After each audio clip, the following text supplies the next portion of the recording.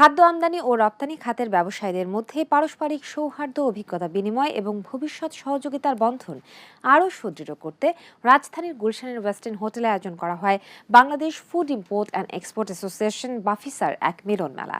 এই আয়োজনে বাফিসার সদস্য প্রতিষ্ঠানগুলোর প্রতিনিধিরা অংশ নেন। অনুষ্ঠানে দেশের খাদ্য আমদানি রপ্তানি খাতের বর্তমান পরিস্থিতি, সম্ভাবনা এবং ব্যবসা সম্প্রসারণের নানা দিক নিয়ে মত বিনিময় করেন অংশগ্রহণকারীরা। পুরোটা থাকছে রিপোর্টে।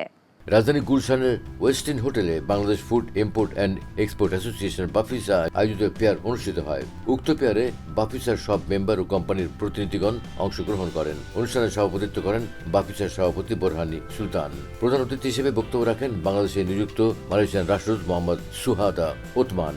বিশেষ অতিথি হিসেবে উপস্থিত ছিলেন মালয়েশিয়ার দূতাবাসের trade commissioner Tirmizi, Bangladesh Malaysia chamber of commerce industry treasurer Moinuddin, বাফিসার senior vice president Abu Taher, সাধারণ সম্পাদক Anwar Hossain.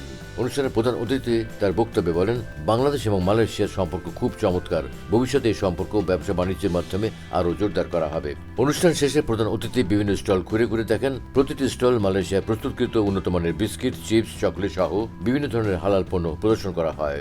I also would like to welcome all the industry players, importers from Bangladesh to MIHAS Malaysia, the largest gathering of the in halal industry in September in Kuala Lumpur, and very pleased to see many more high quality products of Malaysia in Bangladesh market.